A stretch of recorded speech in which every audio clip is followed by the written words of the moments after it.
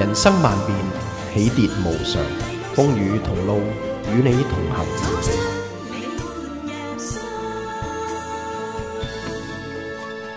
人與同路人。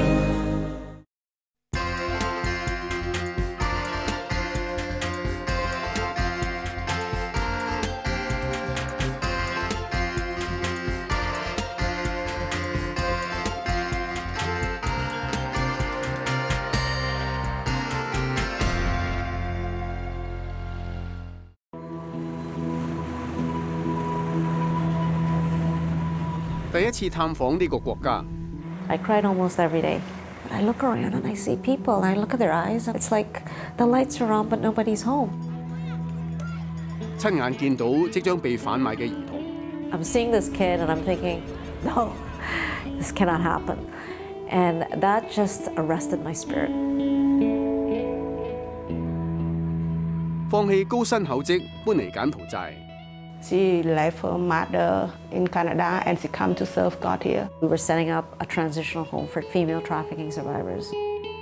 喺工作裏面，佢遇到挫折。 My first 4.5 years here, I experienced 12 betrayals. 雖然辛苦，但係佢冇諗過離開。 This is my heartland. Unless God hits me on the head and tells me I need to go back, this is my home.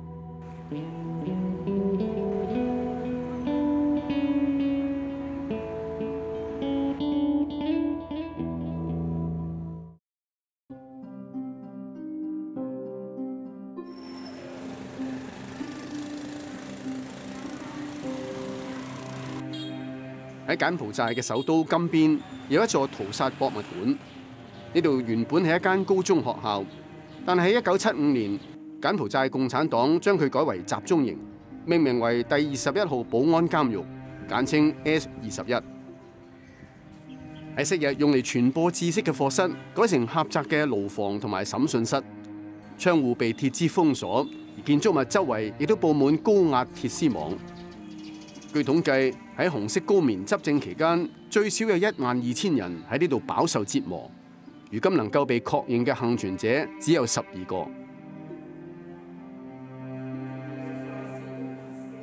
喺相架裏面陳列咗受害人嘅照片，仲有幸存者描繪嘅圖畫，一切都見證住一段沉重嘅歷史，一場生離死別嘅浩劫。呢場浩劫令到柬埔寨人蒙上巨大嘅陰影，亦都推遲咗整個國家嘅發展，以至去到90年代後期，城市嘅基礎建設仍然非常落後。 Back then in 1998, Cambodia wasn't even a third world country. It was a fourth world country. I mean, today we see all this traffic. It was dead. It was quiet back then. There were hardly any cars on the road. All the roads were dirt, red. You know, there was nothing very paved. Even this area where I'm living in right now, very, very basic. Still recovering from the war. Lisa 喺南美洲出世，喺加拿大多倫多成長讀書，從事金融投資行業。佢本來只係去參加一個聚會，聽下朋友去柬埔寨探訪嘅經歷，冇諗過自己會被深深觸動。When I heard her share, I just began to weep, and I was like, Lord, where is this coming from? And somebody at that meeting, and I don't even know who, said to me, look, you should read this book. And it was a book written, interestingly enough, by an OMF missionary called Don Carmack, called The Killing Fields, Living Fields, The Unfinished Portrait of the Church in Cambodia. And it really was about the pre-Khmer Rouge era and then the post during Pol Pot, how many Christians had died, 90% of the church being wiped out. And then at the end of that book, after I finished reading it, I was like, okay, Lord. I was crying, just like tearing up now. And I was like, what do you want me to do with this book? I don't want to just put it back on the shelf, but what do you want me to do? Lisa 從小就跟隨家人返教會，大學時期佢已經係決定一生跟隨主耶穌。當時雖然控制唔到不停流出嚟嘅眼淚，但係 Lisa 知道神一定會解答佢嘅問題。And in April 2000, he gave me 3 signs, all in one day. One of my friends in Korea connected me with a missionary here in Cambodia that was running an orphanage. And they said, oh, you should go and meet her. And then the next email from a friend in Singapore connected me with the Methodist church here, who were running a school. I was like, okay, God, you've given me 2 signs, so where's the 3rd one? So I go home, and in the snail mail, regular mail, there was a newsletter that came from OMF in England, and it listed all the opportunities in Cambodia. All of that in one day, in April of 2000. And so I knew that the Lord was prompting me. And so I decided to go on a vision trip to Cambodia for the first time in 2000. And prior to that, usually when I do any kind of short-term trips, I always pray and I ask the Lord to give me a scripture verse. And the verse that he gave me was Philippians 3:10-11, which talks about sharing in the fellowship of Christ's sufferings. And I was like, why would I want that verse? But I look back, and that is one of the verses that has been very much a pillar of my journey here. Because when I went to Cambodia in 2000, and it still affects me, when I came here, for 3 weeks I was with a friend. I cried almost every day. And she was like, what is wrong with you? Because I normally don't cry that much. And I said, I don't know, but I look around and I see people and I look at their eyes and it's like the lights are on but nobody's home. But it's also because I'd read a lot of books about Cambodia and the history and Pol Pot. And so I think when I came home from that trip, I realized that he was, Bob Pierce at World Vision, there's a phrase he uses, he says, God was breaking my heart with the things that were breaking his heart for this nation. 雖然返到多倫多，但係 Lisa 深深牽掛住柬埔寨，所以每一年佢都會組織同埋帶領唔同嘅基督徒團體去柬埔寨探訪。喺2008年 ，Lisa 被邀請去一個特別嘅社區舉辦兒童夏令營。喺嗰度，佢接觸到好多被販賣嘅兒童。This other organization invited us to do a kids club for the summer in 2 weeks or 3 weeks in Swaipak. But that was the beginning of an eye-opener because that whole community, a lot of the girls and boys, especially the girls, were being sold. And when I say girls, like they're really small. And so in 2009, we came back again. We're doing some more ministry there. And when I came with that team, when I was leaving, I really began to feel that my timing here, coming and bringing teams, because I was bringing teams every year during the summer, that God was saying, there's a time for a change. There's a new season coming up. When I was going back to the airport, I always remember this. There's a team of 13 of us, and for some reason, there's 2 vans. One van with everybody, and I'm in the van with all the luggage going to the airport. And I was not happy. I was like, what happened to these co-leaders of mine? They're not being very servant-hearted. Why am I stuck with all the luggage? But actually, the Lord began, when I was going to the airport and my little kind of complaining to the Lord, he was like, Lisa, this is like the voice that he spoke to me. This is the last time you're coming to Cambodia with a team. The next time I send you here, you're going to be by yourself. And I was like, huh? What? So that was a very interesting experience. And also during that particular trip, that was the first time I came in contact with a little girl. She was about 11 or 12, very, very small though. She looked like an 8-year-old. And she said, my father is coming tomorrow from Siem Reap to sell me. Now, I've been involved, I've heard the stories, but I'll tell you, when you see a little kid in front of you, and I'm trying not to cry because I'm seeing this kid and I'm thinking, no, this cannot happen. And that just arrested my spirit. And I just began to pray and I was like, Lord, this little girl, she worships you every Sunday, saying, Jesus, I love you. This is, you, and singing these songs. You have to protect her. And so that Sunday, this was the day before we left, when I went back to that church, I found out her grandmother was the one that she was living with in that community. And her grandmother was the one that was trying to keep her safe. A bunch of us, we prayed over her and her grandmother, laid hands, and I had a necklace with a cross on it.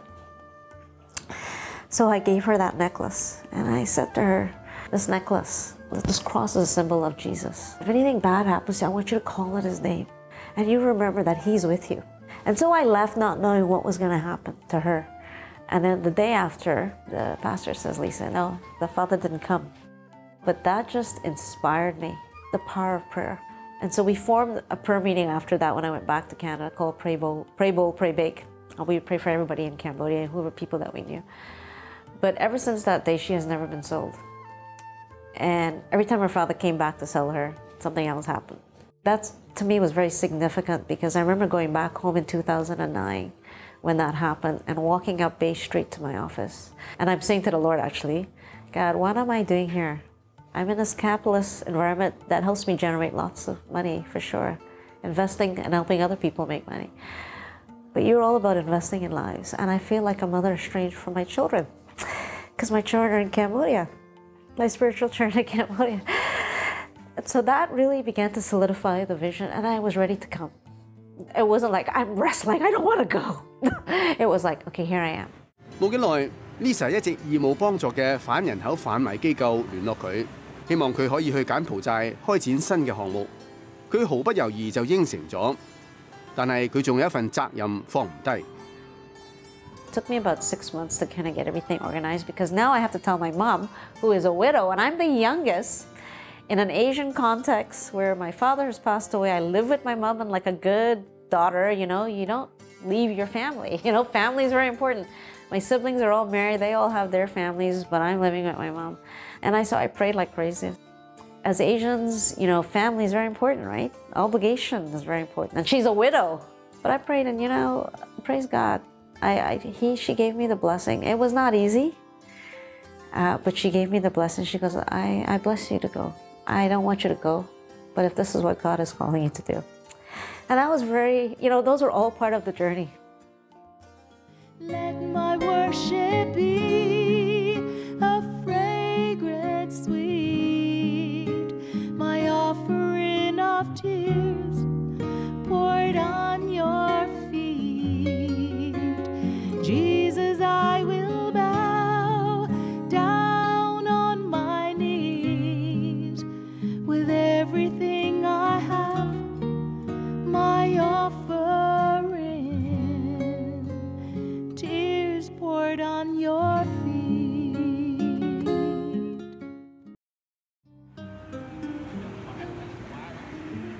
嚟到柬埔寨 ，Lisa 要適應悶熱嘅天氣、截然不同嘅文化同埋陌生嘅語言，亦都要聯繫唔同嘅機構一齊開展救援工作。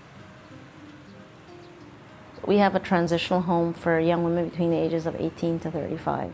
So we partnered at the time with many other anti-trafficking organizations. Some of them are involved in the actual physical rescue. Some are involved in helping to bring them back. And the organization that Nari and I worked at were involved in helping them to provide the care for them once they arrive back. When we start together and then when we were short staffed, we need to get up before 6 o'clock in the morning. We need to be at the shelter to send our client to different places, and 12 or 14 hours every day that we helping different people. And then she never care about like her position at the time. She was a country director, but she really willing to help. And sometimes as a driver, just drive us to hospital, drop the client at the school, pick them up, even though the client who receive our service, even though after they reintegrate or left from our program, we still keep contact with her and still call her when they were in trouble. They call her instead of call the staff, which is unusual in Cambodia. But because the way that how she treat people, the way that how she interact, she make us feel safe. She come just like equal, love and care. I was trained and equipped in certain ways, but not a psychologist. So I just educated myself on the trafficking areas, just learning. And that's why for my colleagues, my Cambodian colleagues, even though they were my staff, I learned so much from them. I just asked a lot of questions. And they're the ones that were teaching me. They were the teachers to me. She has been through a lot as well, because partnering with the Cambodians and walking alongside with them in their brokenness, sometimes it can get back to you. Trauma is not an easy thing that you can just talk or go for 2-3 sessions or talk to someone one time and you're healed. It's a journey. And I think for her as a person, she has to struggle with that, because all those pains, the people have to share with them about their pains, she has to take them with her as well. I don't think it's that easy for her, but I think God has given her a gift to be able to go through that challenge, but still continue on walking alongside them and listening. 要幫助受過創傷嘅人並唔容易，因為對自己嘅體力同埋心理都有好大挑戰。但係 Lisa 並唔覺得辛苦，而喺幫助佢哋嘅過程裏面 ，Lisa 慢慢揾到一啲問題嘅根源。We were involved in a lot of different cases of repatriating young women to Cambodia back from China or Malaysia and other countries where they had gone pursuing employment opportunities.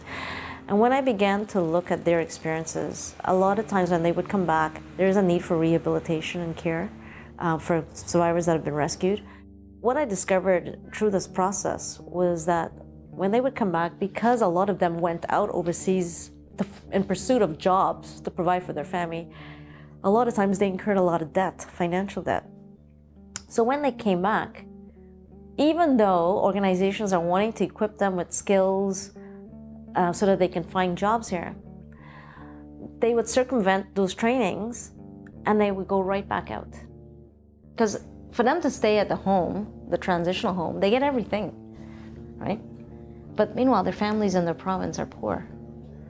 And if that daughter is supposed to be generating income for them, and she's not sending any money, but she's just getting training, what's happening to the family? So there's pressures that are built. We had one young woman, she was rescued when she was like 5 or 6 years old. And when that girl was 18 years old, she's an adult, right? So she can't live in the shelter for all that. You know, she wants her freedom, which is understandable, right? They poured into her, involved in a church, was a youth leader. But she missed her mom. Her mom is in the community. Her mom was actually one of the responsible for trafficking her in the first place. And so that NGO decided to try to help the mother, to help her set up a small business. And eventually, not even a year, it must be a few months later, that girl, because she wanted to help her mother, she ended up becoming a broker. So you see, even though she had 18, oh no more, maybe 12 years in care, being loved on, knew the truth, but the pressure for money, because her skill set was still low. And so she went right back in and she became a broker. Up to today, she still is. 咁樣嘅例子仲有好多，促使 Lisa 開始思考，仲有冇其他方法可以更好咁樣保護女性，同埋俾佢哋更多機會。When we began to look at the factors in terms of why they're being trafficked or why they're so vulnerable, a lot of it had to do with economic vulnerability. But if you start drilling down further, it's because even from a very young age, many of them aren't being educated. They may have a grade 3, grade 4 education. And if they're lucky, they may get up to grade 6, and even if they're even more lucky, they may finish high school. Very rare. And that alone creates what I call a gender gap. Because, of course, what are the jobs available if all the money is going towards educating the sons and less funds are going towards educating the daughters, but the daughters are still expected to work to get jobs. But if they don't have an education, what are the options for them? Well, let me tell you, there are 4 job options here in Cambodia for young women if they don't have an education coming from a rural area. They can either work in a karaoke KTV, which is an adult form of entertainment where they can be like a hostess. So all the patrons come in and they help them, they serve them and drink alongside them, which also leads to sexual harassment, sometimes sexual abuse, because sometimes they're actually then forced to go with the client to some guest house nearby. And I say forced in a sense of they don't have a choice. Some people can say, oh yeah, they could say no. No, they cannot, because they need the money to support their families. So they can either work at the KTV, they could work at a beer garden, same concept. Who is drinking there? Not the women, it's the men. The third option is they can work in a massage parlor, again, limited skill set, right? That's also potentially a place of vulnerability for them if you have clients that are also looking for things beyond a regular massage. And then the fourth option is a garment worker. The garment business, garment sector is huge here. I think there's about 800,000 Cambodian women who work in the garment sector. But that's a very low skill set. This is a very labor-intensive country, okay, because of the education system is very low. So the question is, if we want to actually attack the prevention side of trafficking, we have to look at the root causes. We have to look at the educational systems. How do we address that? Well, the reality is no one company or organization can do this. You have to work in collaboration. And so part of what we do is we want to work with both the NGO space, who has good areas and giftings in certain areas, and we want to work with the private sector, and we are the bridge. Because the private sector does not have time to necessarily spend a lot of time training and equipping. They want people to be able to do the job right away because they're about making profit. The NGO sector, they're producing skill sets of young people that they think this is what they're going to need for the private sector. But actually, it doesn't work that way. You create a product based on what the market demands, not what the market supplies. And so we see this as really an opportunity to address the prevention. If we can raise up the skill sets of these young women, and it's not just skills, because any kind of technical life skills, all sorts, they can be taught. 呢度係金邊一間大學生宿舍，學生都係嚟自偏遠嘅鄉村。喺機構嘅幫助之下，佢哋有一個安全嘅學習環境，專心完成大學課程。而 Lisa 會定期過嚟關懷學生之餘咧，亦都會安排唔同類型嘅訓練同埋輔導課程。Sometimes they visit our dorm. When they meet us, they always help us, kiss us, and I'm really thankful because no one do like this for me before. This point is very important for my heart because we grow up without mom. But when I stay here, I have a lot of mom. They love me like I am her daughter. I'm really thankful for them. They always make me, I have mom like another people. So it really enjoy for my heart. There's a longing for connection and relationship as a mother or as a sister in this culture. They need to see role models, and then they can be the role models for the next generation, which is why all the people who will do the training for us are all female Cambodians, because girls have low self-esteem sometimes if they're coming from the rural areas and they don't have the education. They're much more timid. And if they have a role model and their mentor, trainer, or facilitator is a female who also grew up in very difficult circumstances and now is succeeding, that inspires them to say, hey, if she can do it, I can do it too. And I mean, to me, that is an incredible privilege to have what I call a front-line view, watching them do that. And why would I not want to pour my life into that? That's investing in a whole different way. It's investing in lives. They'll be able to give that to their kids as they grow up, to know that they're not just supportive role, but they can as well strive and be whatever they can be. I'm passionate about young women as well, and there's nothing like knowing that they can go up to the highest level that they can go.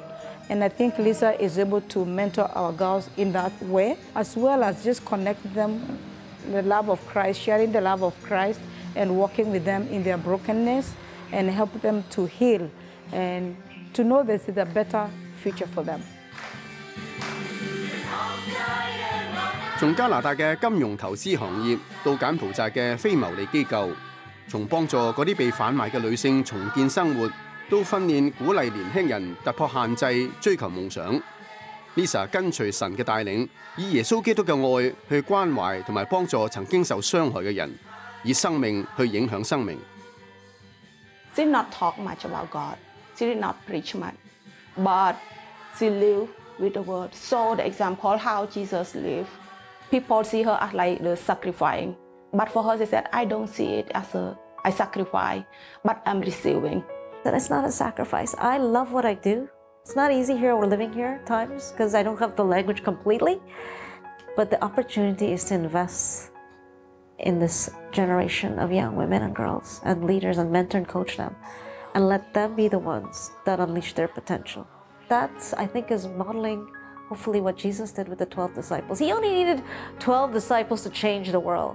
So it's not about quantity, it's about quality. And if he can use 12, he can use one, he can use all of us. 當你嘅生命願意信服被神使用，你都可以好似 Lisa 咁樣活出豐盛嘅人生，影響更多嘅生命。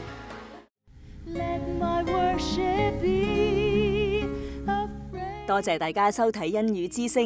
如果想更多了解呢一個節目，歡迎打嚟我哋嘅熱線電話31064444，或者瀏覽我哋嘅節目網頁